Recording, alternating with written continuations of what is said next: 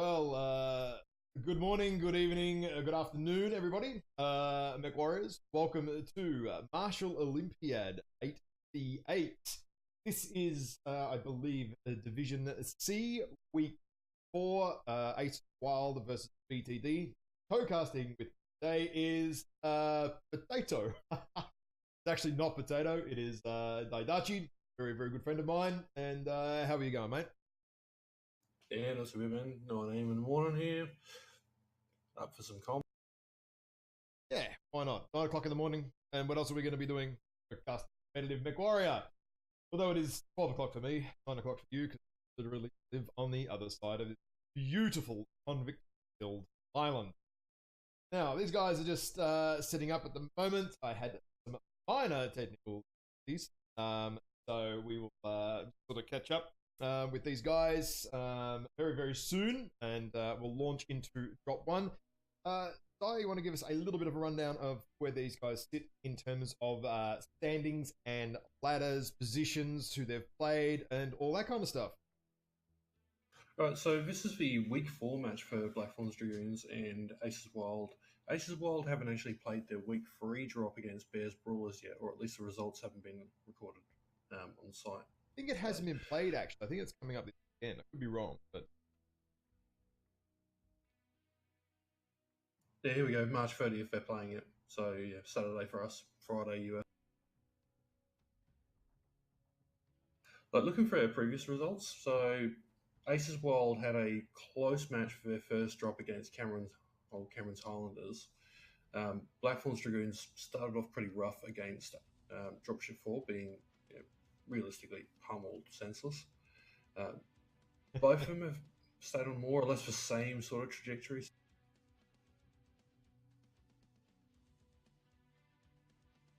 Black Fawns Dragoons had a good recovery against Diamond Shark Alpha Galaxy with a close drop for their week 2.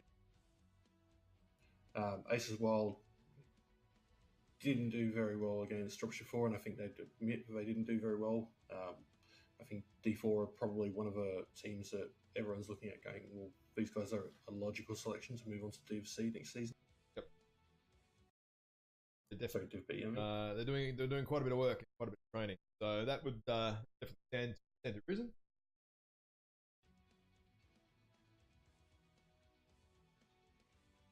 All right. Well, these guys are getting. What I'll do very quickly. Do you want to flick over to the map strat? Because, ladies and gentlemen, we have what is it? Forest Colony Classic today. The classic maps are back. The classic maps are back in competitive. We've basically given our guys, being one of the admins and I being a ref as well, we've given the teams basically a week, even though the new map's been out a little while, just to familiarize themselves, play some quick play drops on them, give them a chance to some drops in-house if they feel like it, all that kind of stuff. So hopefully the teams have worked out something to show us today, whether we've seen it or not. We'll find out. Now, I'm just going to... Tunnel! Yeah, tunnel push. All right, just on the map strat now, give us a little bit of a drawing, mate. What do you reckon is going to happen? And don't, please don't tunnel me. Mate, what I reckon, I think you're still going to find, particularly in this division, teams are still a bit unsure of how to approach it. You're not going to see the same level of confidence that you have with people playing maps like, say, HPG, which we'll see in drops 2 and 3, or the map ban maps that are available for drops 4 and 5. I think initially, at least, you'll see people trying to just trade at distance and feel out the map and how they can go on it. If you look through, one of the big points on here is that Theta is actually in the water. It's not in the center of a map. And that's the same thing on Frozen City Classic as well. So I know a couple of people have been caught out calling out Go Cat Theta. And people have gone, oh, well, I'll go off to Zimbabwe then. And everyone's like, why are you not going to the center of the map? They're like, because that's Kappa. Yeah, it's interesting, isn't it? Where Theta is. It's not where Theta kind of normally is for most people. And same for Sigma too. So basically the home caps on this map. We have drawing, but Sigma and Epsilon are the home caps in 1. And Gamma and Theta are essentially the home caps for 2. So the contesting, if you want to test and try and have some map control, is around Kappa. Of course, you can always send a one mech this way, or one mech the color backwards there, one mech that way, around to do some rear capping. Because you do have actually a little bit of cover here on both sides, actually get in there and get around. So I don't know how this map's going to play out in Division C. I honestly have no clue what's going to happen, and I'm kind of keen to see it because you've got this fairly open area here as well, yellow, which is a good 500, 600 meters. So if the teams are not positioning very well, sort of on over here or over here, they're going to get some good crossfire in at range. So brawling in some respects can work on this map, but also might bring you unstuck if a team does some range and then kind of does a little bit more of a rotation around and stuff. One thing to bear in mind is these grids are about 500 meters. Yep. And the Team 2 side has a better positions for trading, I think, initially, because they've got more top-down views. Team 1 might have better points as far as getting caps, but if you go heavily towards Sigma, then you're leaving yourself open to being pushed on. You don't really have Overwatch lines over Kappa, and the enemy team can push straight through. Team 2, from their point of view, can just take Gamma and then choose to go tunnel if they want, but they're leaving themselves wide open to being free caps. I don't think you're going to see caps govern this, particularly with how tonnage heavy drop 1 is, but you do just leave yourself wide open to being completely outmaneuvered if you try going tunnel. Doing a little bit of a sort of tunnel, sort of an outside rotation around. Yeah, you definitely leave yourself open. So I'm not sure, even though quick play has oddly enough turned into NASCAR and all the people from Team 1 side are rotating through the tunnel, which is quite possibly the dumbest thing you could do on this map. It seems to be happening anyway. I don't think we're going to see that in comp, thankfully. Aces Wild and BTD are, whilst not the high skill level competitors, they're more like the mid-level casual, have some fun, play some comp. They're not silly. So I really don't think we're going to see a tunnel push. Might actually see a couple of long ranges and maybe a hybrid between that. So what's that like a brawly with a rangy sort of support thing, and we'll go from there, I guess. I'm actually really keen to see it. So and just there as well, drop 1 is 575 tons minimum to 625 tons max. So it is the big boy drop. You're gonna see 4 assaults, and then, well, you're guaranteed to see 4 assaults. Sometimes 5, sometimes 4, depending on the makeup. I'd probably expect there to be, because it's a smaller map, 5 assaults, to be honest. From Division C, simply because they're just going to bring all the tonnage and have 1 light cap, and then just balls to the wall tonnage other side of it. So we'll find out soon enough. Well, one thing we've seen across most of these drop 1s, across most of the divisions, is it's very DACA heavy. Yep. People will be looking at smaller drops or smaller maps like this, going, this is perfect for mechs like the Ultraviolet, the Annihilator, just because the speed of 48.6k is not going to matter. This map, literally, like 48 k's an hour, you can move half the map in the first minute. So it's definitely not bad. Now these guys like they're ready. Trying to look at the chat here. Yeah, we're waiting on one more for Ace Wild. Oh, okay. Yep, waiting for more on Ace. That's cool. That works. So don't forget, guys, while you're tuning in here, if you have not hit the follow button, MWO Leagues 2 and Leagues 3 channels here on Twitch, please do that and get notifications when we do go live. There are a pile of matches coming up tomorrow, and when I say a pile of matches, I mean a heap. And I think there's basically back-to-back casts going on for nearly 4 or 5 hours tomorrow. We have Division B, I believe, with Clan Crossfire and 28 Death from Above. Another Division B, which is Potato Killers and Smoke Adders.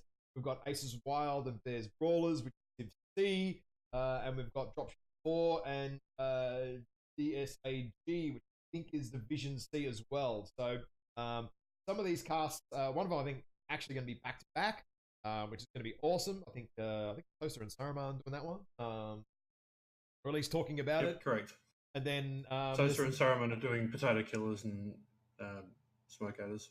There we go. Okay, yeah, I think they were talking about trying to do a back to back, or someone else is trying to do back to back casts. So there's going to be a lot going on. I might even if one of these matches isn't picked up, I'll do a cast as well tomorrow. I have to check and see who's booked in what, because very popular day tomorrow, and we will be doing some giveaways later on as well, which will be what is it? 1,000 MC and a mech bay as well. So yeah, sorry, Dai's a little bit quiet. I can't turn him up anymore without basically breaking the internet, dudes. So unfortunately, it's okay. You can just thank Malcolm. Just thank Malcolm Turnbull. Yeah, he's got some minor technical difficulties, but Australian internet, hot topic of today, as it seems, just a little bit of a problem. So not much we can do about that. Right, here we go. So NA Div A on April 1 will be 42 Smoke Jays versus Imperial, which is the fallback time at 1:30 a.m. UTC. What time that is locally, but something around. Not pleasant for you. Not pleasant. That is the question. Oh no, I think it's actually. I think it's Monday.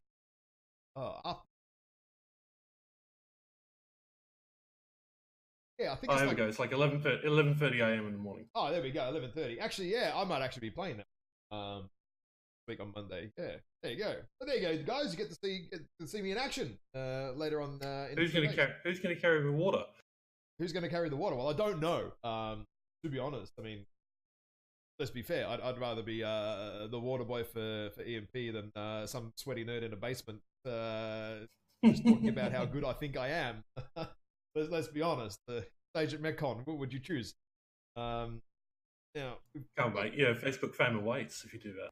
Oh, that just means I get to water the team or water myself. I don't know how that works. I was beering myself excessively over the course of the weekend, whereas all of our team was very well behaved and all drank water most of the time. Anyway, that's how that goes. The Aces Wild player is 3 minutes off.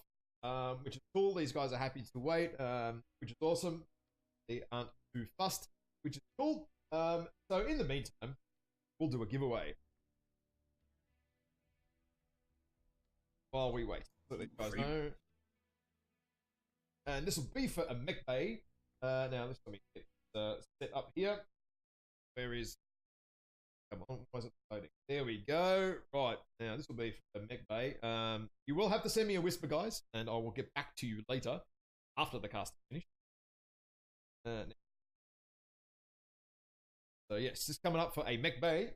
Need to kick you out. I need to kick myself out. And Moobot, yeah, you can get out. Now where's Commander Root? Okay, Commander Root hasn't appeared today. I don't know what the hell's going on there. So for you guys, lucky dudes that tuned in early, you guys get to go in the draw for a... So we'll kick that off now. One mech bay coming up. Oh shit, it says 1,000 MC. It's a mech bay. You stooge.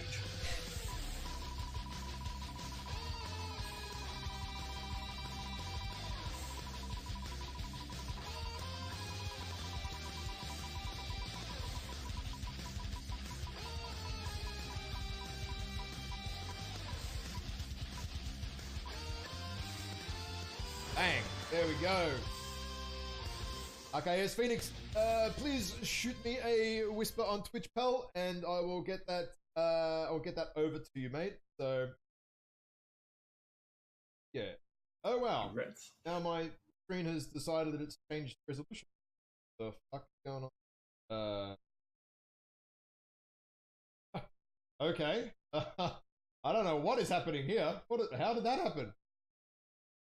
Hashtag Windows Update. I don't know what the hell's going on. Oh, we've got someone, Ace Wild Pilot logging in. And they have 8. Right. Let me have a look at it. I do not know what is going on. So that's okay there. Not know what's going on. Okay, OBS is doing some very strange things to me, fellas. Just hold on while I up. There with. That way we have a cast rather than potato cast. Oh.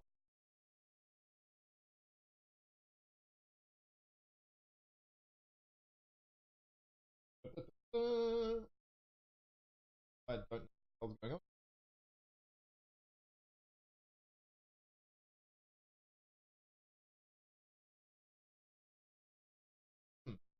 Okay. It's very strange. Good thing I can't see the next one, guys. Otherwise, we'd be having some major. Now,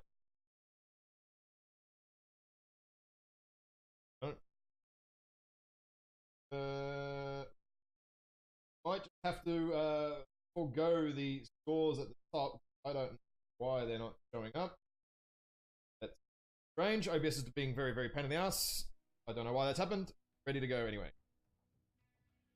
So, well, sorry, guys, we won't have the scores. Won't be able to update the scores. I'll be able to do the scores on this page, but I won't be able to do the scores on the other page. I'm showing the wrong setup. Anyway, the guys are dropping at the moment, so we'll sort that out.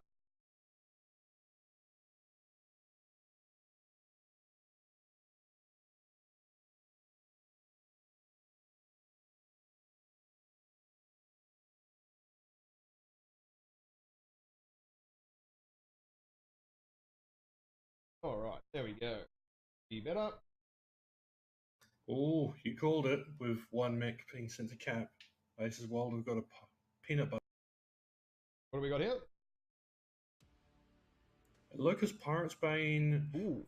triple Madcap Mark II Bs, an awesome 8Q, Night Gear B, Warhawk Prime, and a Banshee. There we go. 1 mech light cap for them. And what do we got on the BTD side? Basically, yeah, similar deal. All tonnage, 1 light mech. That's, yeah, basically what I thought would kind of happen. To be honest, it's all tonnage. It's a small map. Bring the guns. What? This Awesome's got triple ER PPCs rather than triple heavy PPCs? Probably not a bad option for this map. As long as he sits at 900 odd meters. If not, he's going to have a problem. In the meantime, we do have Stuff Your Ear here who has taken Theta. Kappa, sorry. I say Theta. I made a mistake too. So he's taken Theta here early for BTD, who basically now have map control. Literally, instantly they have given themselves map control by and full cap there on Kappa. Now, Schwartz in the Pirate's Bane here is actually trying to do some sneaky snack business and going around and capping the back or harassing the guys on the hill here. I'm not sure what he's doing just yet. We'll find out very soon. Interesting that Tech Drive Truck's got the double PPC and a narc build on that summoner. I suppose you got some spare tonnage on the summoner these days with heat dissipation. Oh, a big strike incoming here on Ubersuck and Not Bob, I think. Oh, wow, wow. They just missed it. Yeah, Ubersuck just missed it. Not Bob only ate about 4% or 5% off that, so that wasn't as bad as it could have been. The only problem here, it looks like, I feel like Aces Wild don't have command. Oh, a big strike there on Not Bob. Yeah. Sorry, massive. Ubersuck and I think Ace as well eat another 10%, 15% in total. This is not good. Aces Wild are balled up here in the corner a little bit. Yeah, like they're finally moving now, but they were just corralled into C4B4. Yeah. Like, and this Banshee, if you look at it on Adventures, 5 large pulse and 2 flamers. That's not a build I've seen for a while. A 5 large pulse Banshee is definitely not something that I've seen in a while at all. Now all Aces are they're going for a tunnel push. Interesting choice. I don't know how this is going to work out. As we sort of said earlier, now basically Aces Wild have given up the entire map. They have literally given up entire map control, and unless BTD realize what's going on, I mean they should, right? They've got their Wolfhound here.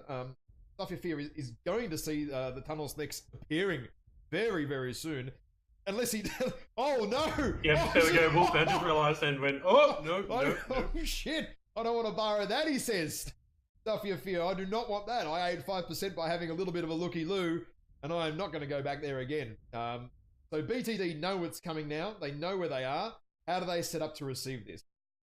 It's a big DACA push. Big DACA push is incoming for BTD. They're spreading out. Look at this nice firing line here. We got Haji and Tech and Hindel, and Falcon and Hindel are having a little bit of a we're in each other's way moment. But here come Aces. Aces are coming out with the push. Not Bob is leading the charge, although he's now... Hang on, I just saw missiles. Where's that coming from? BTD have missiles. I don't know what missiles, but they have some of them. Not Bob's kind of wrecked here. The Foo is getting wrecked. Alex is gone. ATMs on that night gear from BTD. There we go. Oh, yeah, ATMs on the night gear. He needs to move in. Yeah, quad ATM 12s. Night gear needs to be closer. He needs to be at 250, 300 meters. Shooting that far, you are wasting your damage. You are wasting your heat. But Alex is wrecked here. Alex has just got wrecked. He pushed in, I think, a little bit too early ahead of his team. Because not Bob here has to come around the side. Because he ate so much damage early. Oh, not Bob's mech is wrecked. Alex is wrecked. Silent Noble, he's getting... Have a look, trying to click on his mech. He's nearly wrecked. And I think Alex is about to go down to a strike here. Shit, I missed him. Wow, okay. Damage in favor of BTD here. Look at the percentages. They've set up to receive this Aces Wild push very, very well. I think it's going to be tough work for I don't Aces. know about this Annihilator. I think he's pushing forward a bit too much. Look how far, 40. Oh, wow, he's very far forward. But you know why? He's heavy Gauss. He's just like, I know they're all low. I'm going to go in. I'm going to kill him. Hindel he's just like, I don't care no more. I'm going to go kill him. Stuff it. I think he needs... I think they've called the push. And Hindel's just like, I'm going. And the other team... And he's lost his sights also. Yep, I can see that. Yep. And he's a little bit behind. Top Bob goes down to Haji. I think Alex is going to be the next one to fall in the Mad Cat 2B. There we go. Yeah, Alex has gone down.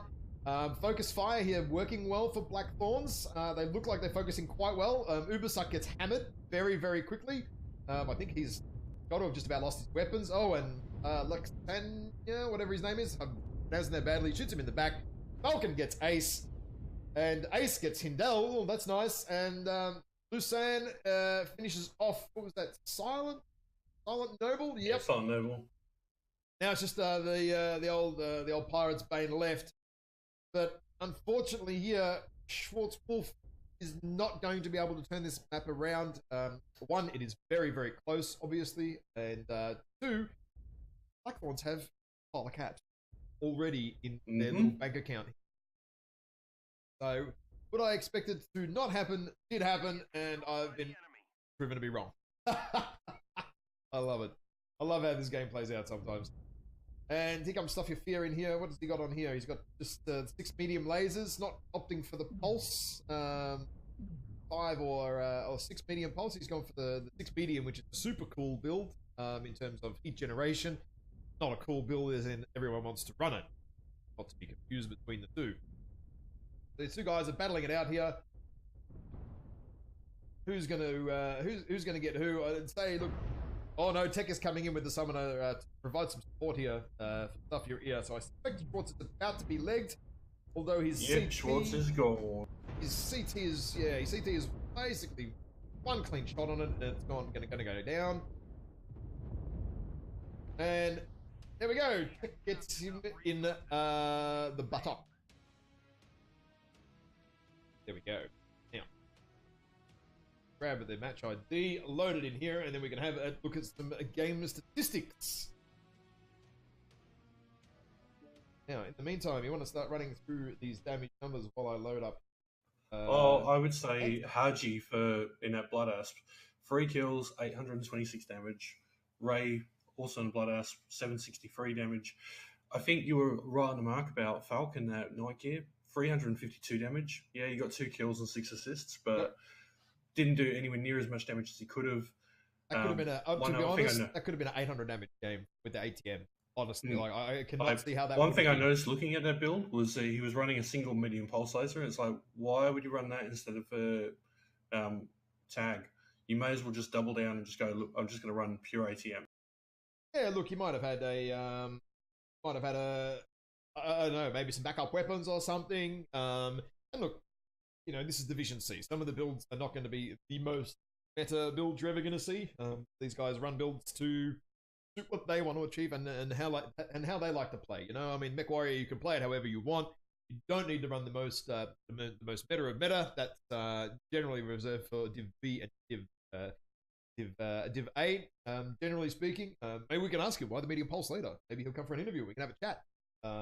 But anyway, let's go to map strat. Oh, just quickly, no team damage basically for anybody. So that was good. No one was shooting each other in the ass.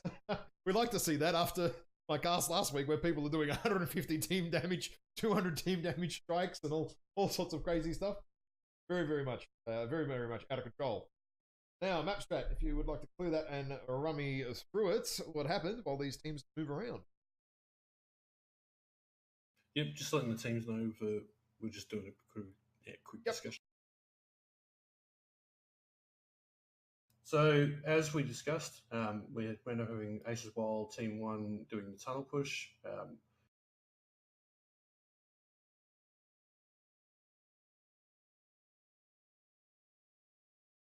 So the key thing was they pushed through Epsilon as a group and then held up in that C4 area for a long period of time, like right on the edge of C4 or D4, just out of sight of, just behind the little rock cover there.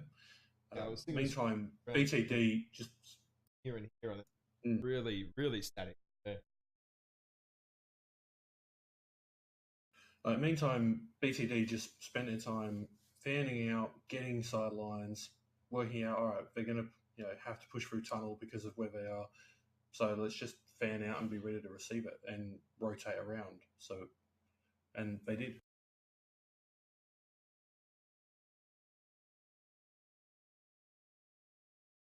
And sorry to guys, Guy cuts out every now and again just because he's not actually going silent. He's still talking, but we just have to wait for him to catch up. So, sorry, mate, continue.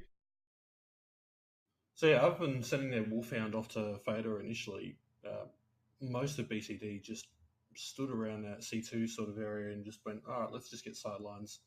And then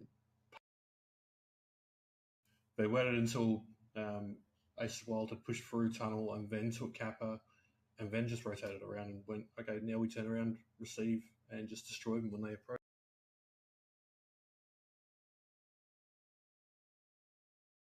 All right. So yeah, I mean, look, we knew it was happening. Obviously, BTD did Aces did the tunnel push and sort of came out around here and it was here and stalled.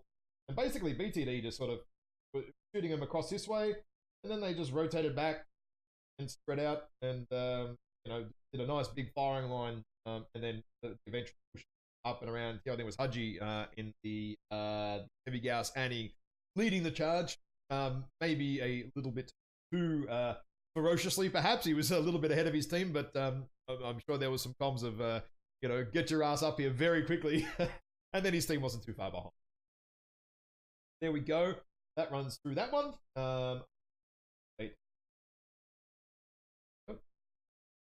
It was actually Hindle in the Annihilator. Hindle was one. Haji was in the Blood Aspect.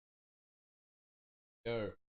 Now, we had 8 kills for BTD, and how many? One. One. Oh, wow. 1 kill. Oh, okay. Yeah, they got the Annihilator. There you go. Back. Save.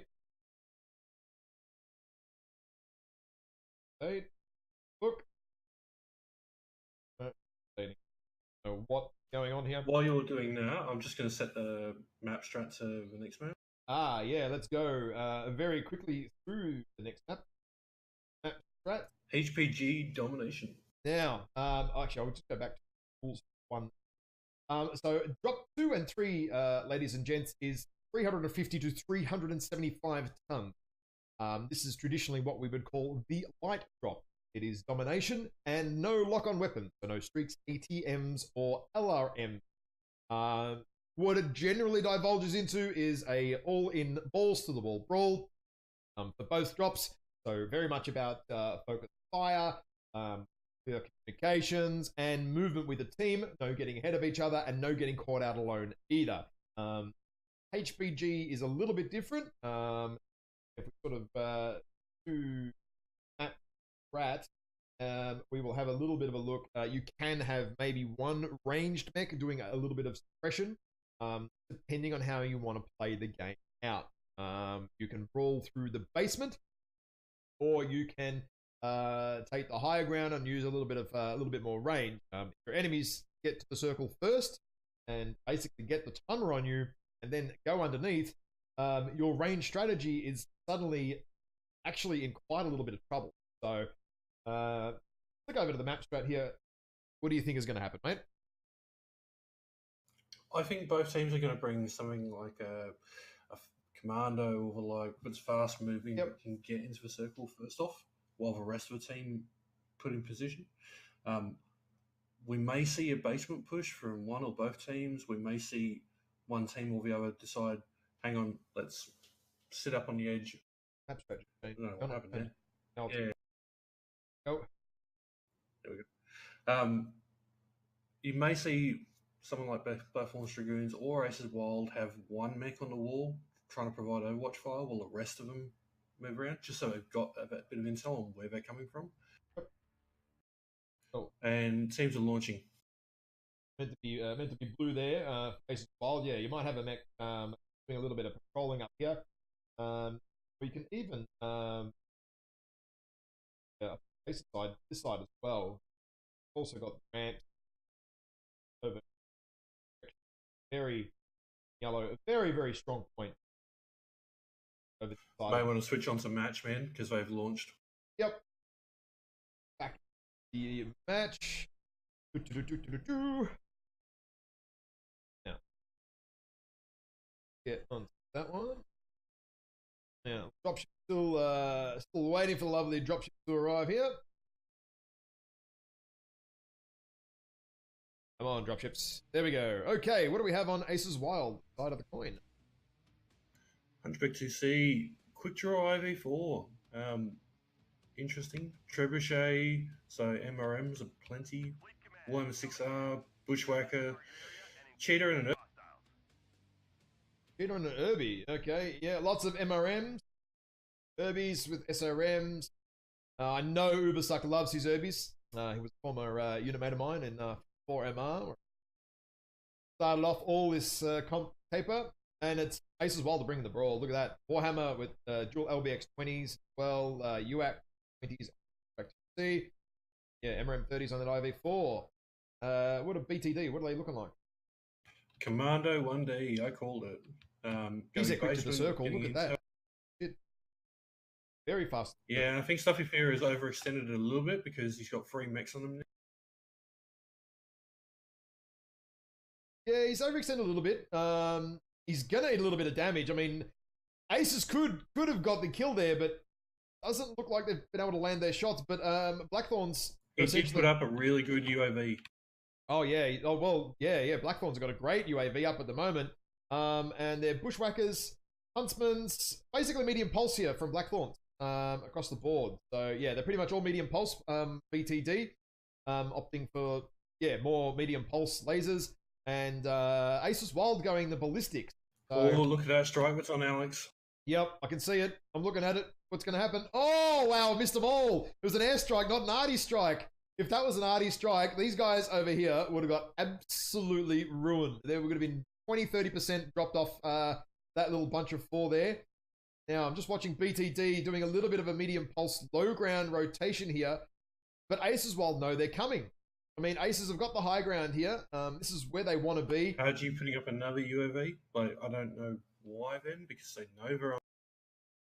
Yeah, look, maybe they're just trying to get locate where they are. But I mean, with that UAV, that under the ledge, the UAV can't spot them. So here we go. I feel like the push is about to come up the ramps here. BTD are they're just trying to find their position here at the moment. I feel like they're not expecting to be where they want to be on the map. Now, Lusan has got a strike on him. Bang. Misses. Oh, bang. Bang. 75%. So linebacker Lusan there getting struck pretty heavily. But the Foo over here has been, I think he's been shot in the arse. He has been, yeah. I think Stuff Your Fear in the Commando has been an absolute right pest here. But what are Aces going to do? I think they just need to crush one side. Aces need to pick a side and just go and end it. Just do it. Oh, Alex hitting 7%, 8% on a strike there. On the corner spire there. I think that was from Tech or Aiden. Good choice there. But Aces are now being forced off the top because of the medium... takes down the Foo. It's broken down into like 2 separate engagements. Yeah, it has. So what's happened here basically is Aces have been forced off the top because BTD have medium pulse. They've got more range. They've got more range than, say, LBX-20s and LBX-10s, which are doing scratch damage. But Aces, while they're now pushing in, they're all on Lusan. Sankia about to go down. Focus fire gets him down very, very quickly. They're on Falcon now, linebacker. They're focusing quite well here. But in the back, if you watch the top, Ace is about to go down. Yeah, Ace is getting harassed by Hindel there in the urban mech. Falcon is still alive. I don't know how. Ray goes down. I didn't even see what's going on there. Haji gets ace. That was definitely going to happen. We have Tech over here down the bottom fighting, 2v1 on Schwartz, who's, I think, either overheated or legged. Silent finally gets Falcon down. Finally. Falcon took ages to kill. Far too long, I reckon. Not Bob, 26%. 26% in a Warhammer 6R. Dual LBX-20 goes down. MRM's here for Alex in a quick draw. 21%. 17%. Come on, guys. Get a kill on him. There we go. He goes down. Now it's very much going to fall into the faces of BTD again here. Well. Initially rough positioning there from BTD, and if Aces, I think, took the aggression there, they could have had it, but they didn't. And MPL. Just look at how tanky Serbia is. Are they trying to pad out their damage number? It's still alive. Oh no, I think they're just trying to leg him. I think, to be honest, just a case of shooting the old legs on the boy. It's like, come on, guys, this is not going to show up on Jarl's list.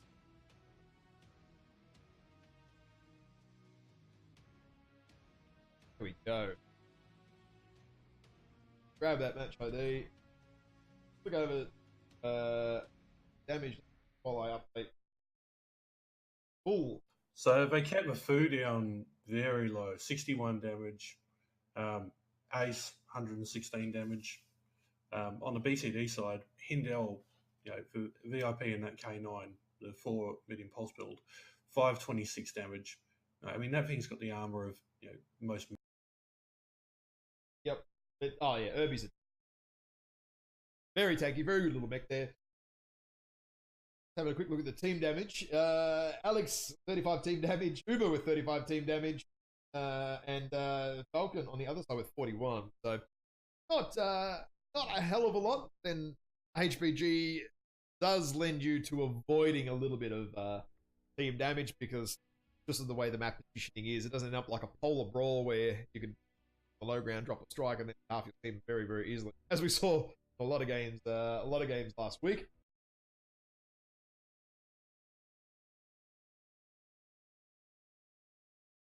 So I'm being told that we are both cutting out when we finish talking. Oh, so really? So hold off when we relate.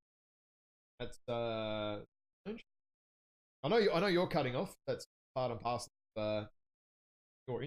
I will adjust my mic and see what happened. I don't know what's wrong with it. I was streaming last night, just to test it out, and everything worked quite well. I want to do a little bit of a draw there on the map strat for us. Yep, so I'm just going to draw first off and then talk through it.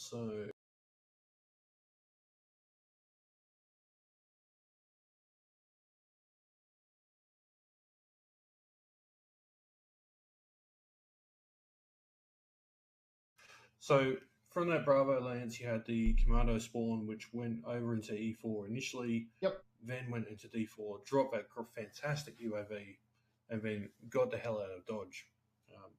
While most of Ace Wild's lights just went chasing the cookie. That gave BTD time to set up. It really wound up moving into a bit of a rotation there where Aces Wild took the top and then had to withdraw off, as you said, because of a medium pulse. I just don't think the MRMs were a good choice for this drop and haven't really been since the patch. Like the quick draw AV4 and the Trebuchet used to be fantastic, but all it takes is a little bit of AMS and DPS just suffers so massively. Yeah, MRMs generally for the light drops. We've seen a lot of them in the lower divisions, but I think the main issue with that is essentially MRMs are not good in a light brawl. It is very, very hard to get them to land. You need to be at base tank regions, and the other problem is too, you could bring SRMs on other mechs, and they're gonna do a lot better most of the time. So.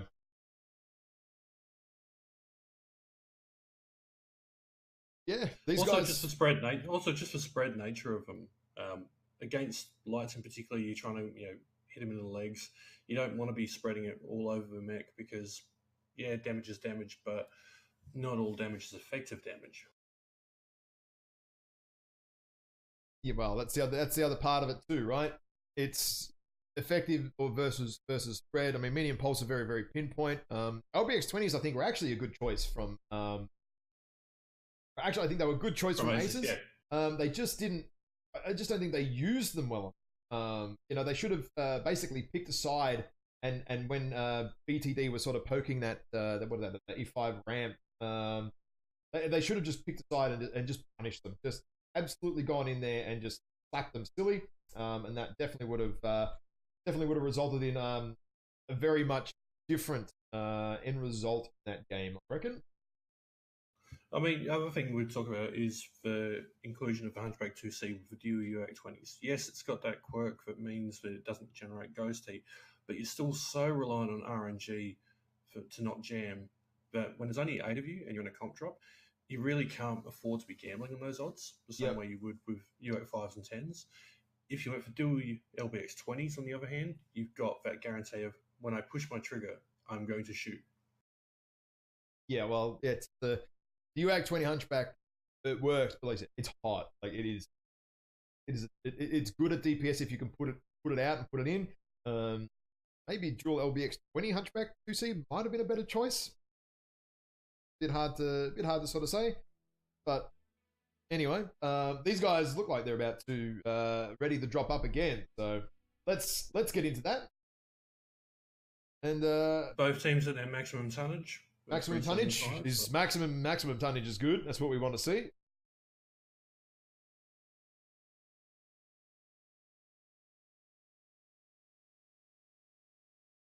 I'm just trying to adjust my mic here a little bit just to try and fix the levels on it. I don't know why it keeps dropping out.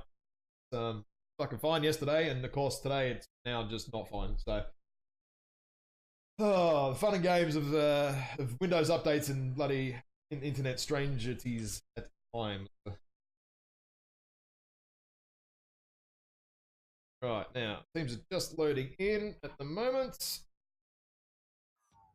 Oh, wow. Put me into one of the mechs. Oh, I hate when that happens.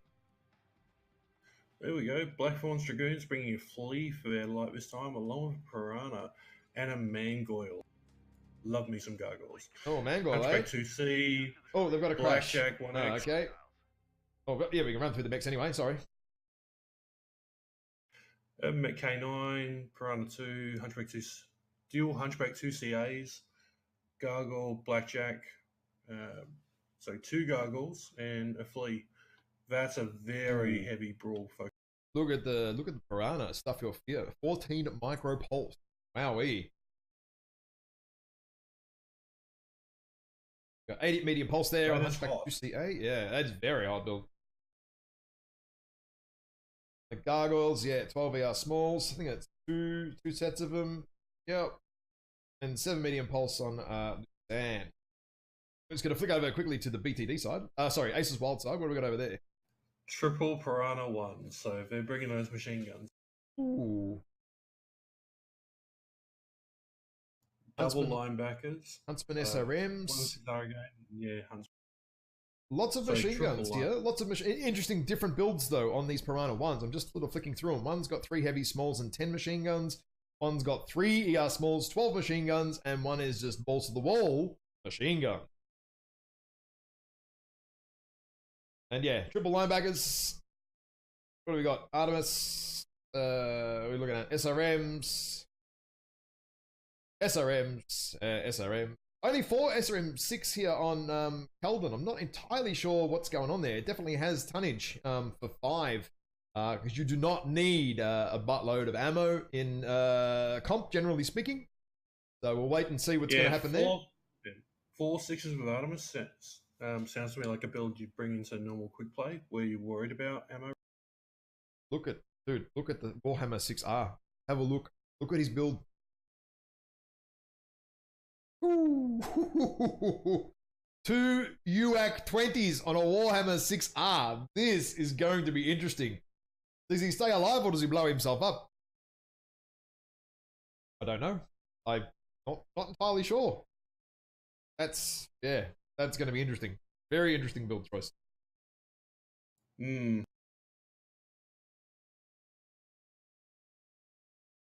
They're talking about Spaceballs here. Not entirely sure what is going on. Oh, they're ready to start. This is good. Start at 12:10. Yep. Where's the timer? I don't have a timer. Yeah, 9 seconds time. Okay. For some reason, my timer menu bar has disappeared. I don't know what's going on there, but okay. All right, go. All right, they're off and running. Now, let's see.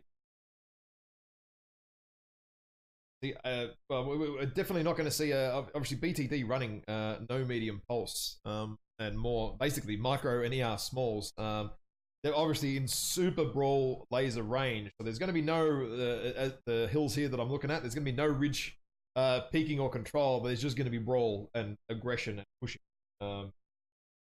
There's definitely no way it's going to be anything else. So we'll wait and see. We'll wait and see what happens. Stuffy Fear is getting early harassment. Pops a UAV. Pop a UAV from both sides at the moment. Oh, wow. Okay, so Aces are coming around the side here on the low ground.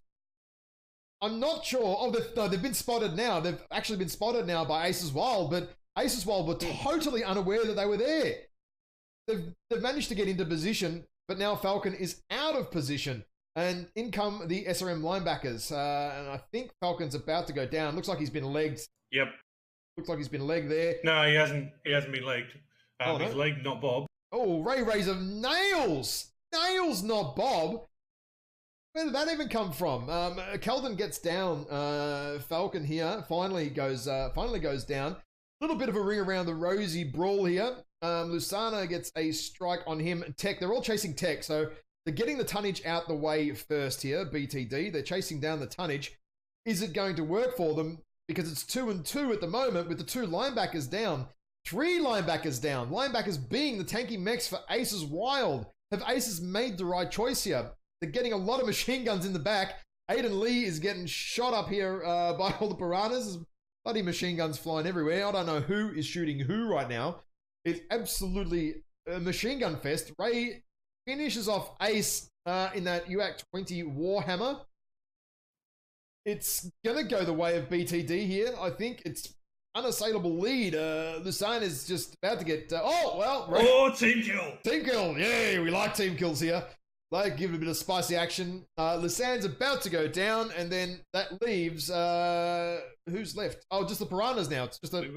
It's a piranha chase. But look, hang on though. It's... A lot of the mechs on BTD are nearly wrecked. Aces could clutch this back all of a sudden.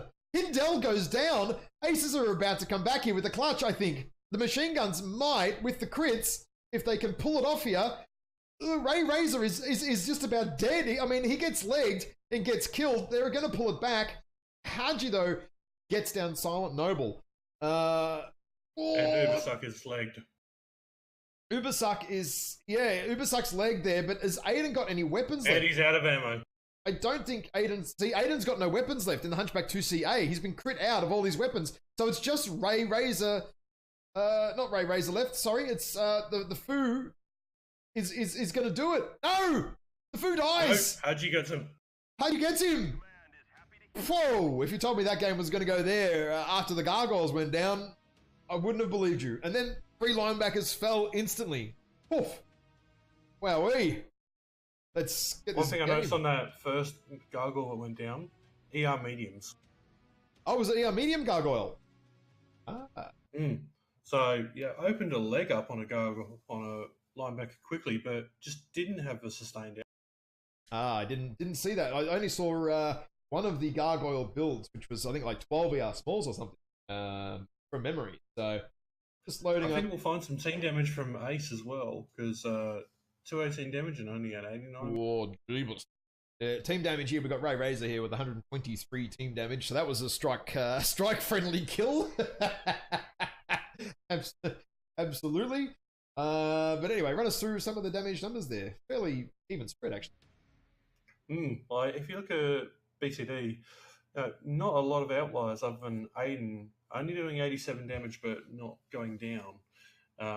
Falk, 127, he was the first to go down in that gargoyle. Tech Drive, 170 in the other.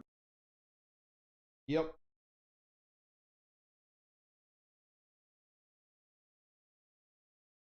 Yeah, Stuff You Fear, they're doing 56 team damage as well. So, interesting.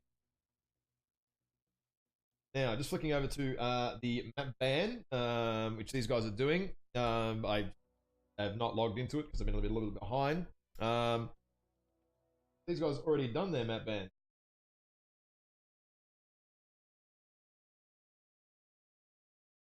No, I need to update maybe. Is that not? Okie. I don't know, but my whole Windows is locked up. There we go. No, we're back now. The map banning phase. What's that? Aces. So Aces ban Alpine. Alpine Peaks. Right. What do we have? What do we have next? I don't know. Viridian Bog banned by BTD. Ooh, Viridian Bog down. Okay. Rubelite. Rubelite Oasis banned by Aces. Oh, we're off to Terra Therma again, ladies and gentlemen. We are back on Terra Therma again. Mordor. I love it. I love it. Give me more. Give me more. Give me more Terra Therma. I love the map. All sorts of fun stuff can play out. Do you want to flick the map strat over and run me through the 2 or 3 different things that can go on here? Because that's Terra Therma. It's on. Let's do it. Yeah, I mean, to be honest, there's no real need to talk about what happened on that on map strat wise and that last drop on HPG because everyone saw it. It was just a low ground. Yeah. Oh, yeah. I'm not worried about the HPG one. Yeah, let's just go straight to Terra Therma. We'll skip that drop wheel. Everyone saw what happened. It was fairly straightforward, I guess, as you could say. Yeah, I'm just waiting on the map strat to load up now. Yeah, it's a little bit slow sometimes. Unfortunately, this site takes a little time. Yeah, it can be a little bit slow because we are miles away and it is not exactly around the corner for us in terms of the internet. It does take a little bit. Map strat, just a little bit.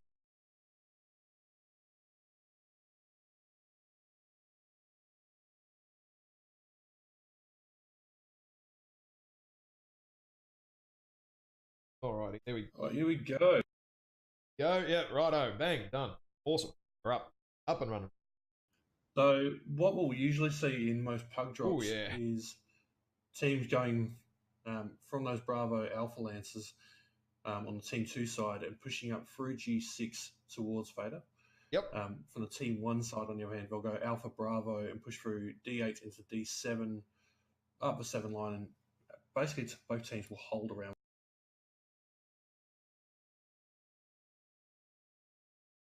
And then it's just a matter of who does what.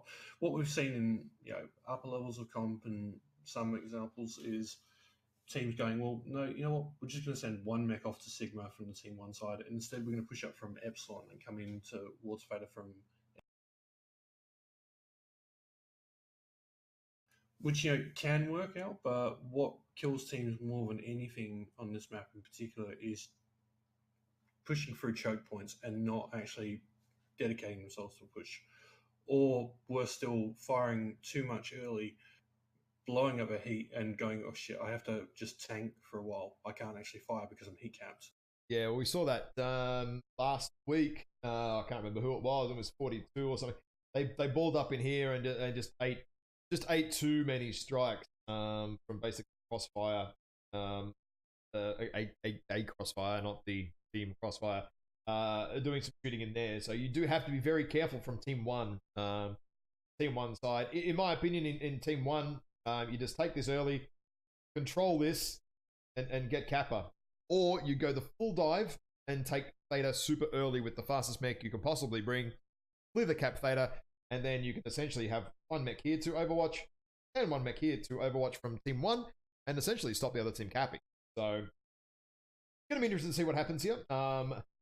If one team does the big brawl through Theta, say, I'll wipe this map, there we go. Say they do a big map sort of brawl through here or here, from say, what is it, Aces Wild on the first drop into BTD, and BTD just aren't here. I mean, if they're not here, then all of a sudden they're going to be 1, 2, 3, and potentially 4 capped very, very early on in the game. So, I mean, the other thing is you might see from Aces Wild them going, look, let's do something different. You know, we'll go cap Gamma, and then we'll go cap Kappa, and then circle around and take Sigma and try and force them to move away from Fate. Yep, it's a good map. I actually really like Terra Therma. The Team 1 has some advantage and disadvantage. I think Team 2 is the stronger side of the map, but from Team 1 you can actually force the game to be played how you want it as well. Again, it comes down to strategy and that kind of thing, but taking Theta early as Team 1 is definitely a preferred sort of strat that a lot of these teams should be employing, I feel. And it just makes it so much BTD easier. BTD have set their lances. Aces Wild still toying around with. So yeah, we're up to Aces Wild, 0 drop 1 and 11 kills, and BTD are up to 3 drop wins and 24 kills. Now, these drops here, the map band drops are max 480 tons. So that's it. That's the max. And the limits are 3 per class in terms of chassis limits and stuff like that. And the overall mech pool, each chassis may only be used 3 times over the set of the 5 drops. So that's something to remember. Linebackers are out, I think, for both teams. They've used them all already. Mm-hmm. There was a few Mad Cats from Aces in the first drop as well. So I think they're going to be short on Mad Cats to this drop. So, and we've got another drop afterwards. So, not sure what's going to happen. There's definitely no linebacker brawl pushes from either team because none of them got any left. So, it's going to be interesting to see. What happens here now. I'm keen. I like Terra. It's a different map. You can have some fun with it. And we're launching. So, Aces Wild 10 tons under the weight limit. Black Horns Dragoons exactly at the 480 tons per minute. Kind of hard to pick where that how do you say that 10 tons is going to be. Is it in the top end? Is it the low end? I mean, you'd assume that they're going to have a super fast light as a result of that, but we'll find out. Well, I mean, I'm looking at Twitch chat at the moment, and some guy from the console says map constructed entirely of choke points. I wasn't aware this was a CW map. Nah, this map is definitely not about choke points. Look at all this spare room you've got over here. There's actually quite a lot of room, all through my left here and all through my right. Like, same thing. You look up towards Theta here. You've got a little bit of room here on that side. There's a choke, and there is a little bit of a choke here. But why play into them? Don't play into the choke point. There's nothing telling you or forcing you on this map to do that. Especially because it's Conquest. Like, you can control a fight if you can control the caps. All right, here we go. So on the Aces Wild side, they bought a Spider 5V for that cap accelerator quirk. Double EBJs, a Wolfhound Cyclops, so triple EBJs, an Arctic Cheetah Prime, and a... But look at this though, right? We've got a flea here from BTD early up to the middle. This is definitely how I would be playing the game. I mean, they've got, by the look of it, their Spider over at Kappa. So they've nailed that fairly early on in the piece. But BTD, if they could get their forces up, could control Theta. The problem is BTD are going wide. I'm looking at the map. They're going way wide towards Kappa here and not controlling Theta. Now, this is an interesting choice. I think very interesting choice to do this. Why take Theta if you're not going to control it?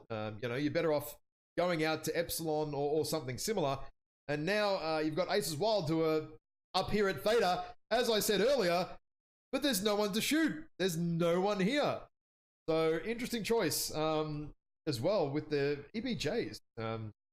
6 medium pulse and 8 medium pulse EBJs. But like I said, Aces Wild are up here. No one's home. The rest of the team are over here. And I'm not even sure, right, that BTD have been scouted. I don't think Aces Wild know that they're coming around the side here. And what do we have? We have AC-10 Warhammer, Laser Hellbringer, another Mad Cat, Blood Asp, and Warhammer 6R. So I'm not sure. Silent Noble's about to find him. Oh, they're about to find each other. Yep. Round the blind corner. Whoa! Here we go. It's on. I don't think Silent Noble's realized. To type in Marco Noble. Yeah. So Marco Polo. Oh, Silent Noble's getting absolutely wrecked here. He is way overcommitted. Saw a squirrel in the assassin and chased it and gets bang legged. He's dead. He's done.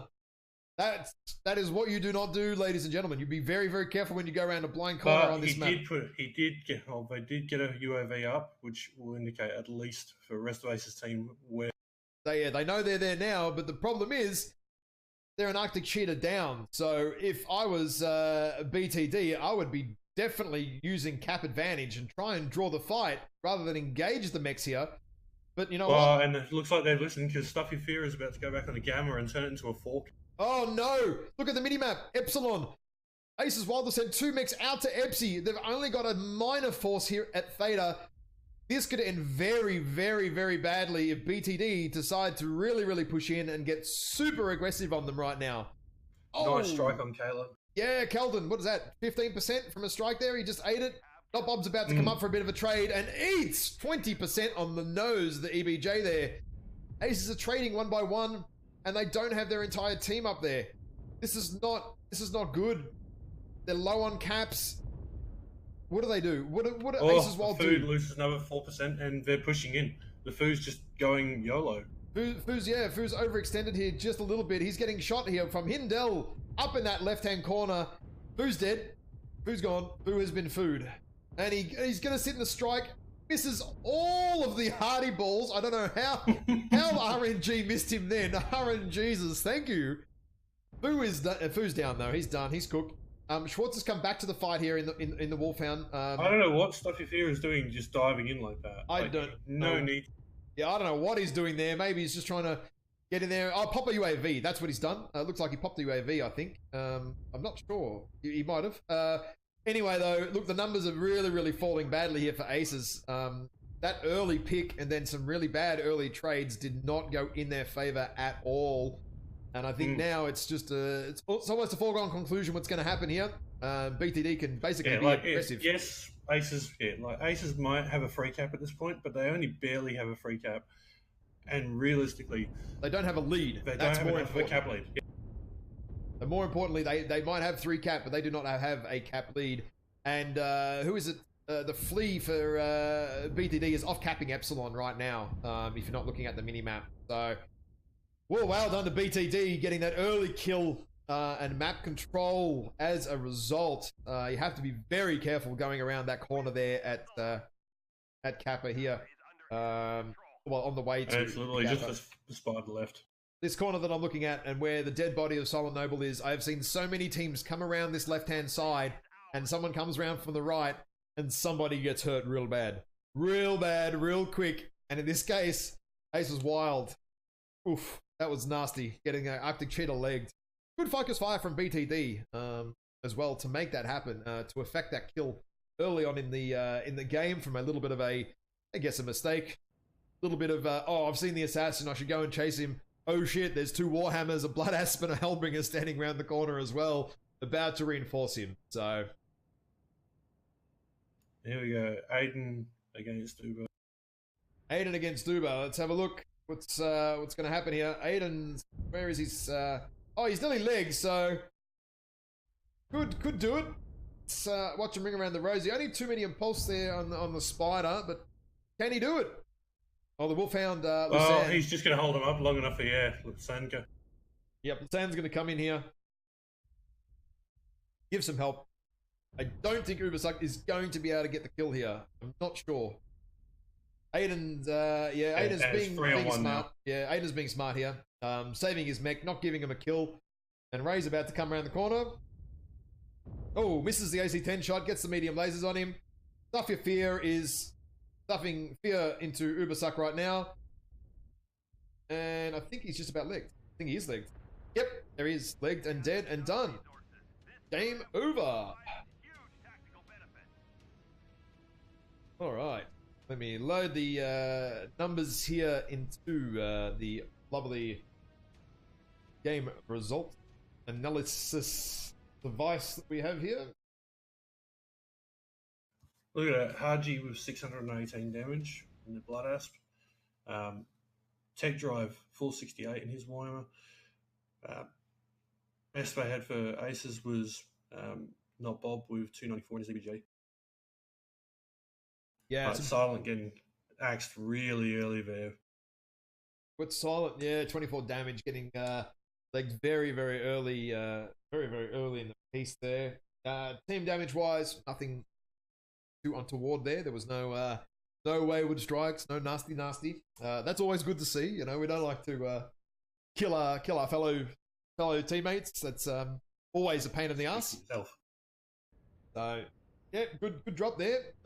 Very well done. An 8-0 sweep, actually, to BTD. I didn't even realize it was 8-0. There we go. Bang. That is a clean sweep of that one.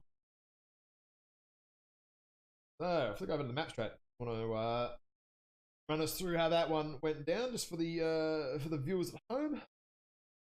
Or yeah, so maybe? As we were discussing there, the whole point of mechs going over that Kappa strat. So instead of happening from Team 2 side though, it was BTD who did it from Team.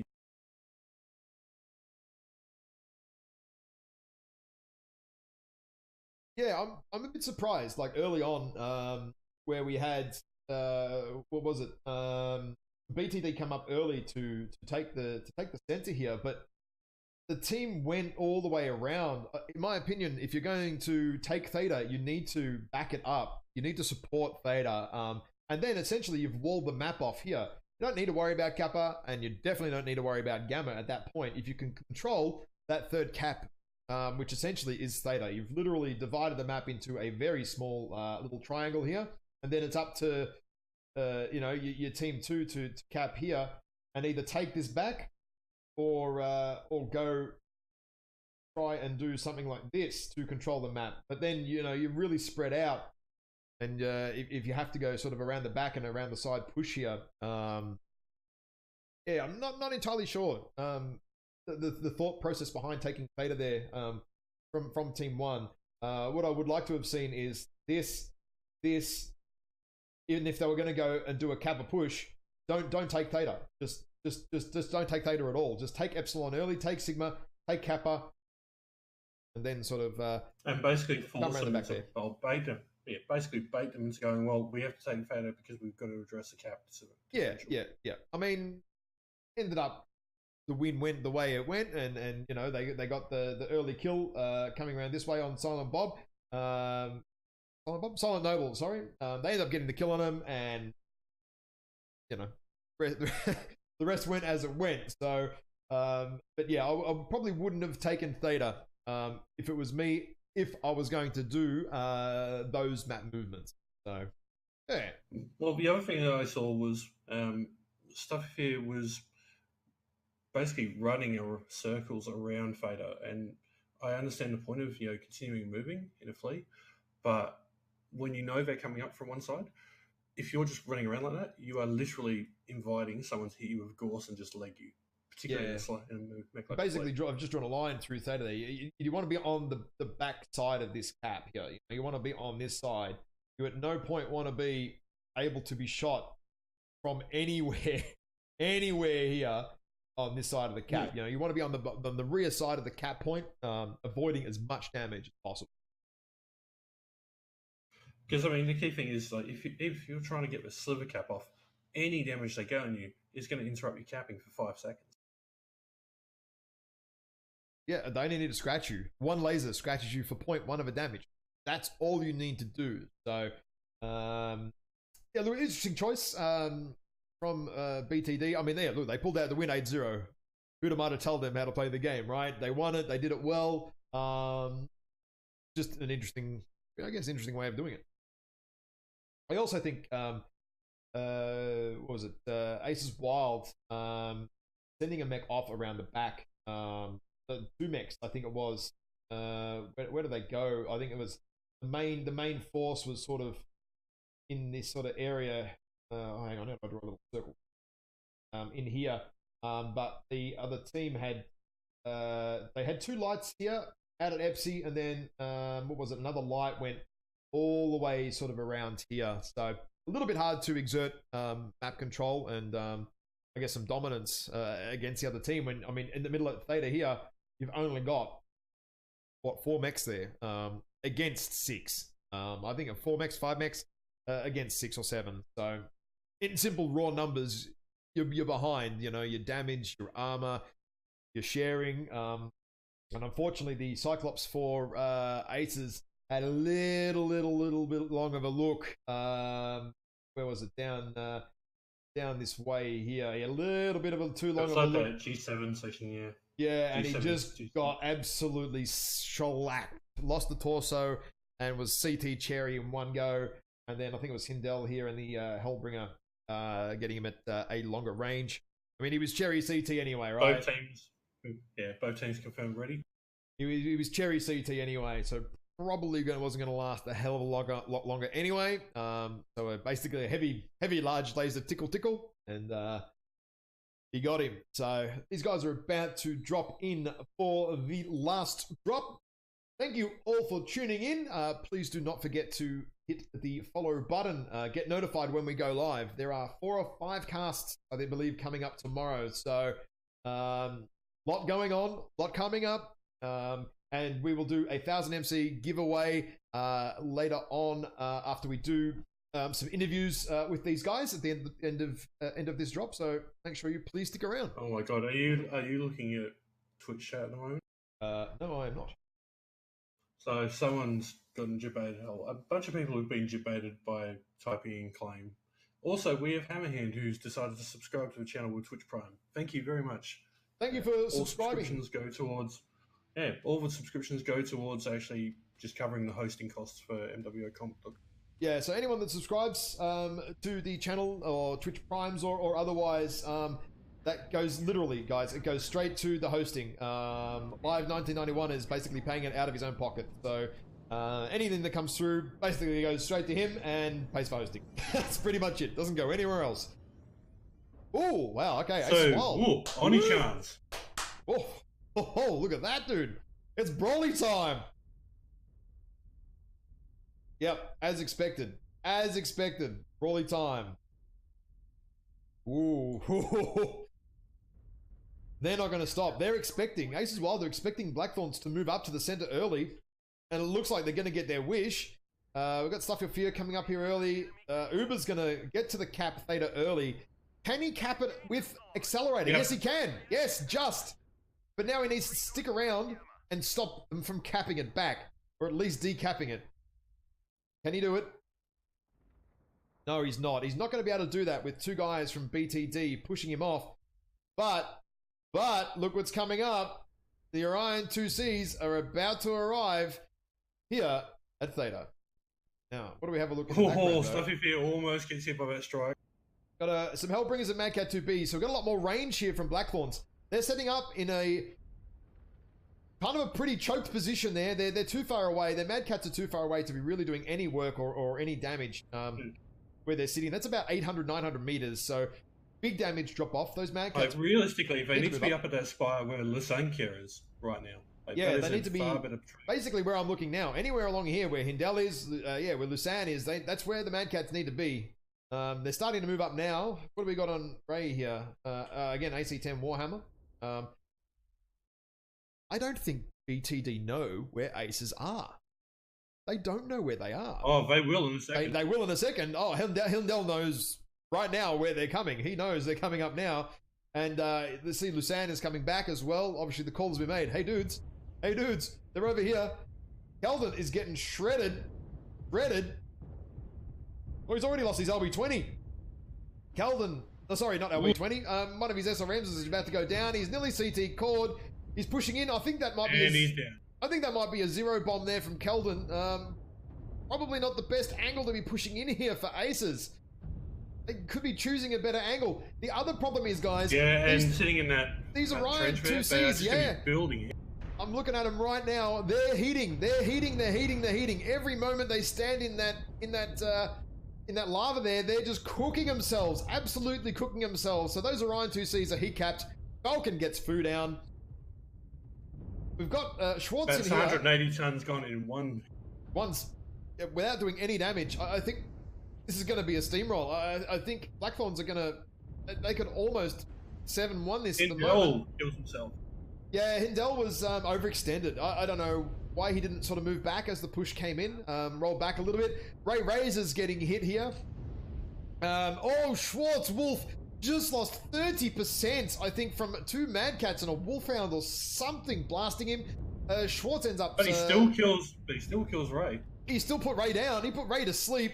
Lusan gets... I think that was Schwartz finishes him off. Bit of tit for tat fight there. And the caps are in favor of Aces Wild right now, although the kills are very much in favor of BTD. Like, if they'd gotten that Flea and the Assassin down, then they might have been able to pull it, but yeah, I think so. Blackthorn still have the Wolfhound, the Assassin. They've got enough light mechs though. Stuff Your Fear is he's hurt. I mean, he's orange. Where is he? Orange. He's orange CT and it's a 5 cap now. He's nearly cooked himself actually. Stuff Your Fear, I think borderline self-destruction there. Like his legs and structure, he's not got a lot of structure left on him at all. So, but he is one touch on the CT. We do have Ubersuck has managed to draw a 5 cap here. The only problem with the 5 cap at the moment is that they're slither capped. They're not full capped at all. I would have liked to see Ubersuck maybe full Kappa and Gamma at some point, really using that that quirk strength on that mech. Slither capping him is not going to slow them down enough in the time department. But Stuff Your Fear is coming out to fight Ubersuck, and he's just taken a CT direct hit because he's having a good look at Ubersuck and doesn't realize he's fresh. Maybe I don't know. Ubersuck could easily kill off Stuff Your Fear here. Easily kill him off. Come on, one good shot to the CT, maybe 2, and he's done. Let's see it. Let's see it happen. This is a little bit of a knife fight here. Oh, Stuff Your Fear goes and dives around behind the corner here. He's not going to get him. To be honest, that's just holding him off long enough for... Oh, another shot. Another shot on the CT there. Uber gets another burn on the CT. But we've got Aiden here and the Assassin coming around on the right-hand side again. BTD finally getting the numbers to reinforce up here. And I don't think Uber is going to be able to convert. One shot. Come on. One good burn. One good burn. Oh, one more shot and Stuff Your Fear will go down. Come on, Ubersuck. Come on, mate. You can get him. Oh, wow. We got Mad Cat Daka Fire coming from up high now as well. And Stuff Your Fear is... Oh! Stuff Your Fear is trying to stay alive. And I don't think Uber's going to be able to get him now. He's just out of range and he's gone behind. He's taken too many shots to his legs from Aiden as well. Oh, I haven't actually looked at his legs damage. Oh, I can't click on the mech. Oh, and he's got legged. Yep, that'll do it. Ooh. And that rounds out the sets. There we go. All right. Stuff Your Fear, 58%. One touch CT, still alive. Crazy stuff. Crazy stuff. Oh shit. Need to get the match stats first. Alrighty. I'll just load that in to see if we've got any team damage, but otherwise run through the damage numbers. So you were right as far as Callum went. 13 damage on that Cyclops 10Q.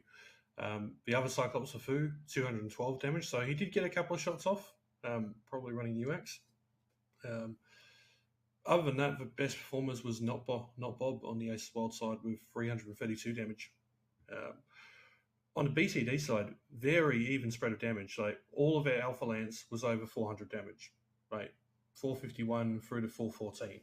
Yeah, I'm just looking at that now. That's pretty good. That's what you want. Particularly when you consider it's not all assaults either.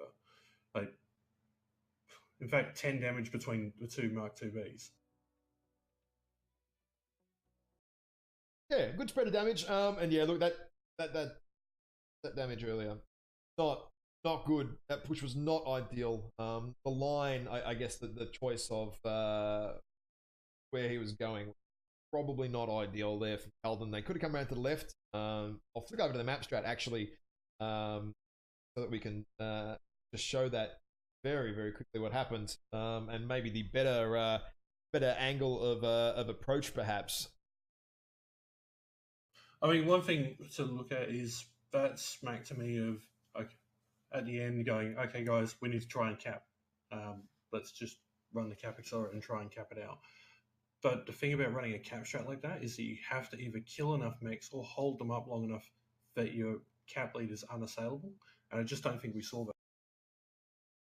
No, they didn't get enough caps, or delayed the fight long enough. I get to say from what was it, the Aces Wild side. If they had delayed the fight another 45 seconds to a minute, it could have been a lot different.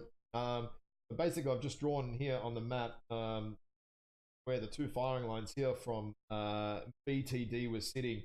And I've drawn a blue line there where Aces Wild sort of pushed in and then got stuck here in the low ground. Two of the Orion 2Cs got stuck in G7. So they would have been absolutely cooking, right? Like, that, it doesn't take long. It takes about 5 to 10 seconds and you start heating up pretty excessively.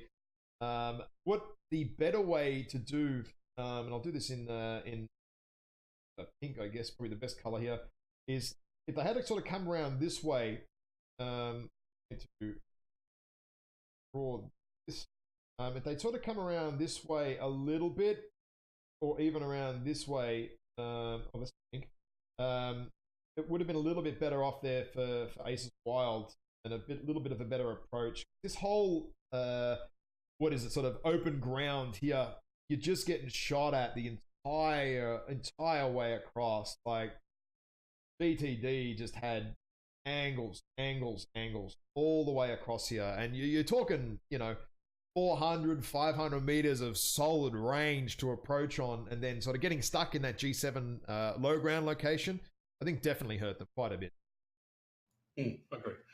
So we've got representatives from both teams here now. So, guys, Black Thorns Dragoons, good games tonight. Well played. Thanks for casting, Aces. guys. Oh, that's all right. Yeah. Our pleasure. Yeah, thank you all. Thank you very, very much. It was fun. So, Thank you, Bob, Bob. do you want to walk us through on drop one there? What was the thought process behind all bunching up in that corner before the tunnel? Yeah, so our initial plan was there. We did a couple of scrims with a couple people trying to play the long range deck. So what we were trying to do there was try to narrow sight lines, incoming sight lines to us, so we could get more mechs shooting out across that. Unfortunately, our team, we don't have much practice at range, so we're like, hey, if we can just narrow sight lines and have only 1 or 2 guys to shoot at, that'll be a lot better than trying to play a more longer range game against 6 or 7, which our guys don't have quite skill. So we were trying to do that. Noticed that we were having a little bit of trouble getting the angle screen shots there because the mounts on some people's mechs were a little low or they're not used to it. So we said, hey, look, nobody's looking at us right here. We're just going to do a cave push and walk around through a mining colony up there. And then, so that was it. Okay, yeah. We're wondering why the cave push sort of came about, and I guess it makes a little bit of sort of sense, like the Awesome 8Q and stuff like that, like low mounts kind of thing. very hard to win a trade when you're basically going to stick 3/4 of your mech out and then you're getting shot. So okay, exactly, cool. exactly. that was our idea behind that. We got a couple shots on that first Wolfhound. Obviously, nothing's really going to do too much damage for like a quarter of a second. So we just kind of rolled on through there, and just tried to play it as we could. Unfortunately, we just didn't win the trades. We took a little bit too much damage to begin with, and the better shots prevailed.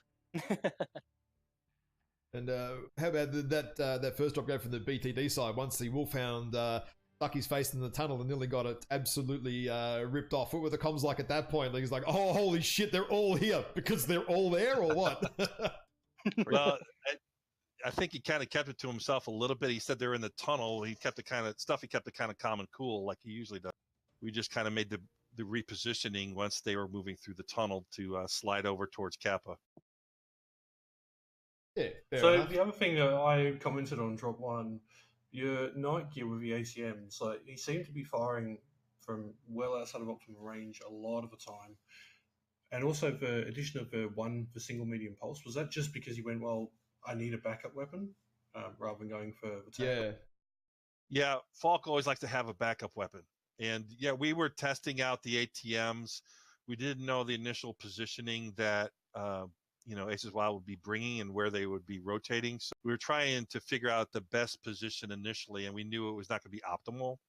But we wanted to keep them on their heels when they see missiles coming in. It's going to get people thinking. Especially when they're ATMs, you don't know whether you're about to receive a 2 damage or a 3 damage volley. You receive a 3 damage volley, you know pretty damn quick, but yeah, I get it. Okay. Go ahead, Haji. That ATM build, we straight up just stole it from Executor Prime after, watching him do a lot of damage in it. Yeah, we stuck a narc in our summoner too. I don't know if you guys noticed that. Yeah, we did. We did. We're like, okay. We definitely picked that up. Like, Dai's like, why is there a summoner with a dog? I'm like, well, it's got tonnage for it, so might as well. I mean, the summoner runs that cool these days. And why not? Like, I think we've actually seen that from other teams as well already this season with the dual peeps and narc on a summoner. I can't remember who ran it, but I'm fairly certain it's happened at least once or twice already. So, yeah. Yeah, we wanted to give ATMs a try. Not completely sure how they'll be used in comp because it seems a bit all in. Still don't know, really. Oh, I mean, look at some of the Div A matches where Bowser's pulled 900,000 damage with ATM supernovas on Rubelite.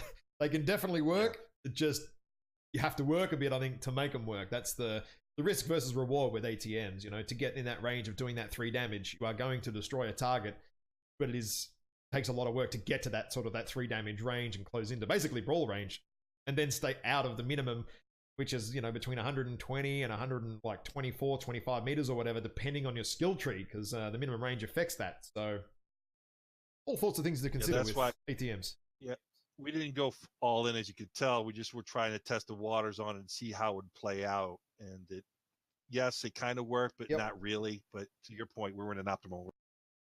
Yeah. Yeah, like, I mean, your choice of Blood Asps clearly worked out for you because Haji, you pulled out some major damage on that first. Yeah, just in a good position. I had lots of good shots, and I was just trying to support my teammates. I actually fell off behind and blocked myself for a little bit. Thought I was going to take some damage as their mechs were kind of what appeared to me like crossing the T on me a little bit, but I think I would have been fine had I just stayed in my position. Yeah, fair enough. So drops 2 and 3, very much 2 different tales, because on drop 2, both teams were trying to compete for that high ground and rotated around. Drop 3, both teams pretty much decided to go for a low ground push. What was the thought process behind those gargoyles? Because I seem to notice that the gargoyles were running things like ER medium lasers, and it's like, well, yeah, you're taking out legs, but in building up so much heat, you don't really have any sustained. Are they just giant targets? Yeah, you nailed it. Like, hey, big gargoyles, let's focus on these guys. I thought it would give us enough time to do some more damage than we did. It didn't work out exactly as planned, so there'll probably be some adjustment, but I wanted to try them out at least. I think some of the linebackers got shot in the butt from piranhas or something, so that kind of maybe brought a little bit of a unexpected difference to that HPG drop. Like a couple of the linebackers dropped super quick, bang, instantly, and you're pretty certain it was from piranhas. So Yeah. They chewed up the legs pretty good. I mean, I think the piranha pilots could have almost pulled that one out. I thought it was really close. It went one way, and as soon as the gargoyles went down, I'm like, oh, well, that's it, game's over. And then, bang, bang, bang, like 3 linebackers dropped straight after one after the other. Like, hang on a minute, what's going on here? So that was, that was a super close one, that drop. That was really good. All right. Yeah, that was a lot of fun for us. One of our piranhas actually ran out of ammo and didn't have any backup weapons. Just like, oh no. We saw that. Yeah, he'd run out of ammo. And we're like, oh no, don't tell me. Because we had stripped that other hunchback, and it's like, sweet, 1v1, pop. Oh, dang it. Yeah, I've done my dash on my ammo for today. So yeah, no, definitely we saw that. Yeah, I think it was the hunchback had his medium pulse actually crit out from behind from a piranha of all things too. So had plenty that's where all their ammo went. Had plenty of health left, but nothing to shoot with. So yeah, that's one of those things, isn't it? I hate getting crit out from behind. That gives me the shits. There's nothing more rage-inducing than having a piranha come up or something with machine guns and then crit your weapons out. You're like, now what? I've still got 150 points of armor left, but I've got no weapon because of that one crit roll. Like, and I've still got, like, your structure isn't even orange yet. So. Yeah, it's like you're just barely in the yellow, and there goes all your weapons. You're like, that's cool, I guess. Yeah, thank you for that. Thank you very much. I love it. So, now, Ray Haji, I would quickly just say, your week 1 drops obviously didn't go as well as you'd hoped. It looks like your results are improving week on week. Do you think that's fair to say, or is there still a lot there that you're looking at going, well, no, we need to address this stuff? Well, you kind of hit it on the nose there.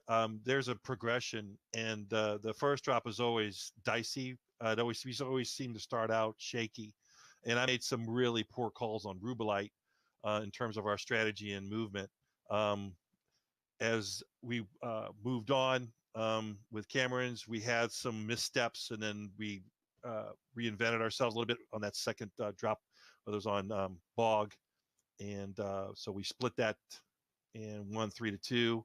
I think if I had taken the same approach I had on that drop and as this one, I think our week 1 would be vastly different.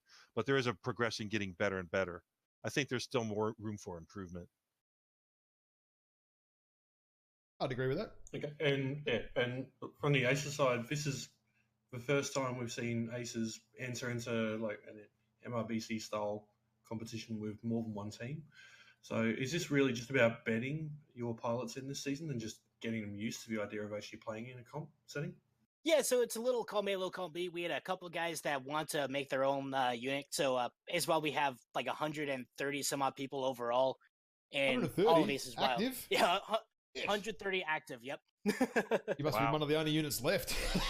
yeah, one of the only big ones left. Yeah, there's a couple of good guys out there, but so we have all these guys that are either new to the game, new to competitive, and so all the guys that are kind of old hats, about half of them want to spuff and make their own team. Within a battalion, we have 3 companies of 18 people each in a battalion. As those guys want to form their own team, and they're actually in Div D right now. About 3/4 of that team used to be on this team that is competing in Div C right now, where 3/4 of this team is people completely new to comp or new to the game in general. So we're kind of a little bit limited on the mech pool, but not incredibly, or new to the game. So we're getting people their feet wet in the water with competitive, showing them the ropes. And it's like, hey, some of these matches will be pretty tough. A lot of these guys are really good at range, like BTD. You guys have really good range game. A lot of our guys, not so much. We kind of focus on the brawl. We really love brawling, in case that wasn't kind of obvious in the Terra Therma drops. Didn't work out too well. But we really like doing that. And so I'm trying to branch them out a little bit more from their comfort zone of, hey, I want to have SRMs and an LV20 at close range. And I want to branch them out a little bit more. Say, hey, you know what's also fun? Blasting somebody in the face with PPCs at 800 meters. That's a lot of fun. Come on, try it a little bit. So we're branching them a little bit out more and more, getting them more interested into comp and how to play in general. Then, unfortunately, tonight we had a couple guys who just didn't respond at all. So sorry for the late start there, but thank you guys for waiting so much. But that comes to the nature of comp with new guys coming in, not understanding that attendance actually is important, unlike normal just come around and have a beer and shoot stuff. You guys waited for me too. I mean, my OBS has just changed resolution for no damn reason today. I don't even know what the hell went wrong with it. Like, My MOR settings changed yesterday. I know a couple of unit mates have had issues as well. Like the last 24 hours, there's been a strange stuff going on in the world right now. Like maybe I'm getting hacked, but all right, whatever. Well, who want to hack me? BGI just gave us new features and we didn't even know it. Yeah. All my graphics were fuzzy yesterday when I logged in. I'm like, what's going on here? Like I did not change these settings at all. So anyway, strange things happen. So you were going to ask about Terra Firma, weren't you, Ash? Yeah, that last drop. What was? I don't want to dwell on a really, really bad game, but what was going on in your minds pushing across that open ground and then your guys getting stuck in the lava and everything? Like, I'm sure everyone's going, holy shit, I can't shoot because I'm heat capped. I don't know what, I can't do anything. Like, I'm running out of cool shots. Like, obviously BTD knew you were coming, that was, so... that wasn't great, to say the least. There are a couple miscues there. Our initial plan was to have our assassins go find the main body and then kind of converge from all there, coming at the same time, and then kind of just have our brawl mates, while they're going to cross the middle, I want them to try and use cover a little bit better rather than just, hey, here, I'm in the middle, shoot me. I want them to use that big giant rock in the middle and be like, oh, I'm coming, but you don't actually see me.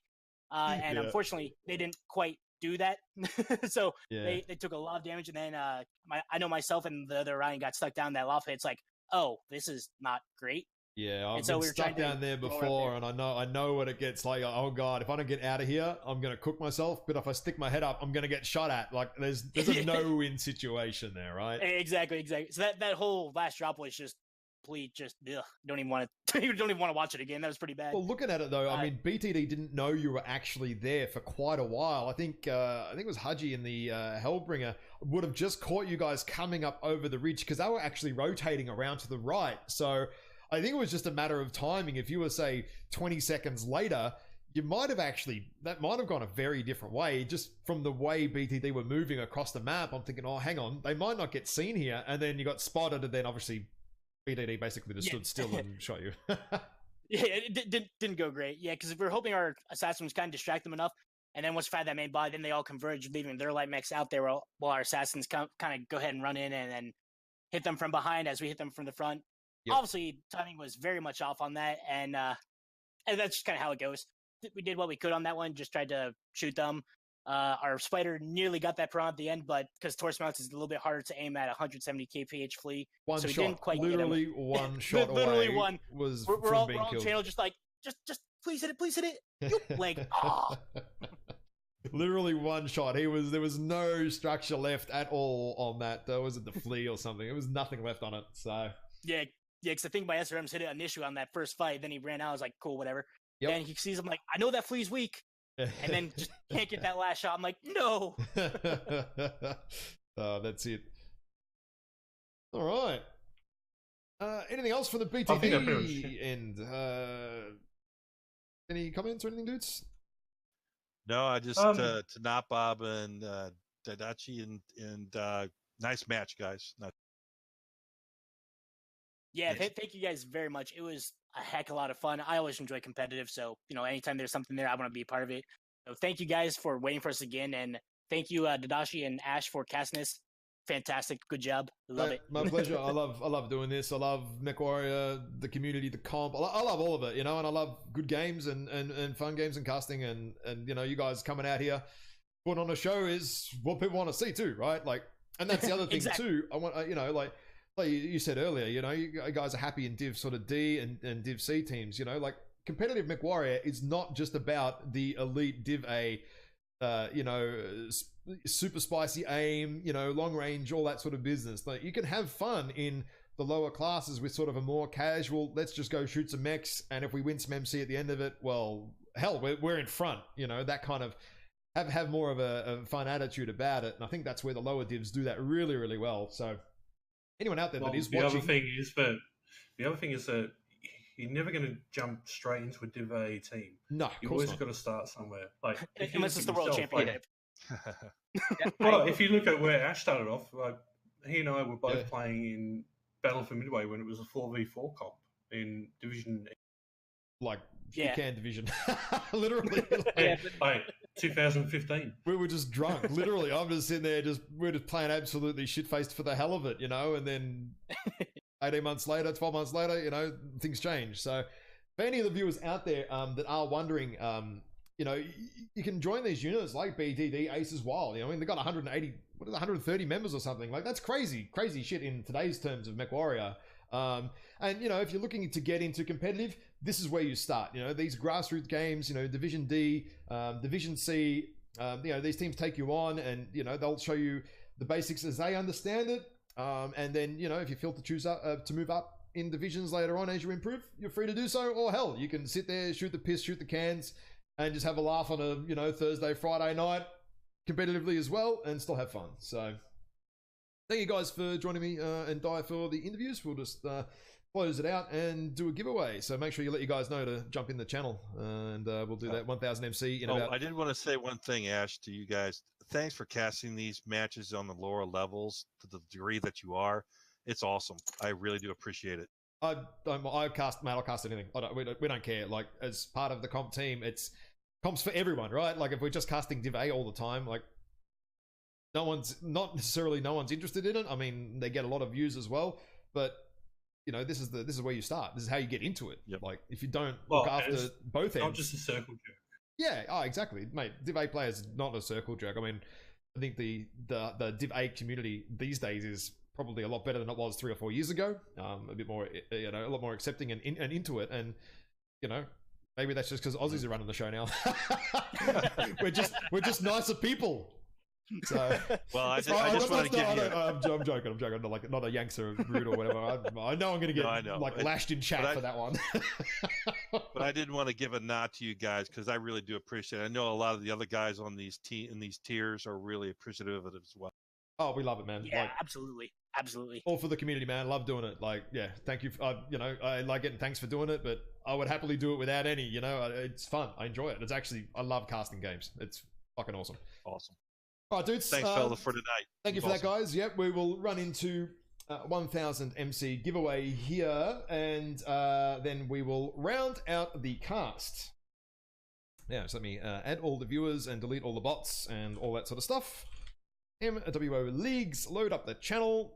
Now, where are we? Gotta kick Die out. Gotta kick my... where am I? There we go.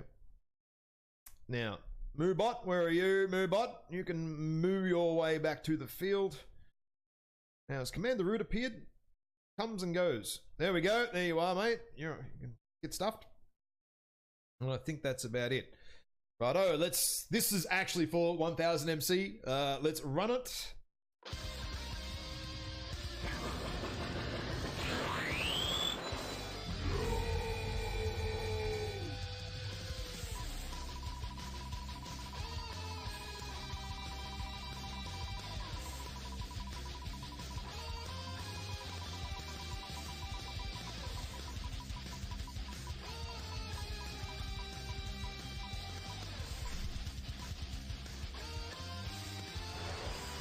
Falcon, well done, mate. You have won yourself 1000 MC. You were in one of the teams tonight, so well done. Well deserving. Righto, Aces Wild. BTD take out the game set with 5 drops, 140 kills. Aces Wild, no drop wins and 15 kills. I think Aces Wild have got a little bit of work to do there at the drawing board. They could definitely have done that a lot better with some very minor tweaks. So looking to see them come back next week, and I imagine they will put up a better performance. Later on... next week they'll be up against Diamond Shark Alpha Galaxy. Ooh, Sean Lang, NGNG's unit. But they've also got their drop against Bears Brawlers before that on Saturday 30th. So they're going to be warm, right? They're going to be ready. Yeah. So coming up tomorrow, guys. Basically, 1 hour before this stream started today, we have Clan Crossfire and 228 A Death from Above.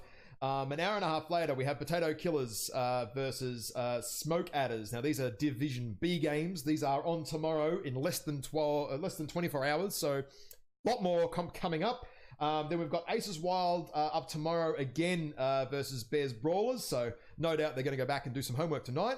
That's at an hour and a half after the Crossfire Death from Above match. And then we've also got Dropship 4 and DSAG. So 4 more competitive matches coming up, 2 Div B, and then 2 Div C matches, I think. So make sure you stick around. Please give the channel a follow, guys. That way you get notified. There's also MWO Leagues 2 and MWO Leagues 3. We're casting so much this season, which is amazing to see. Thank you to all the fellow casters. From an admin point of view, it is amazing to see that we've got 3 Twitch channels. Please hit us a follow. The more followers, the more viewers we get, the more chance we have of getting transcoding.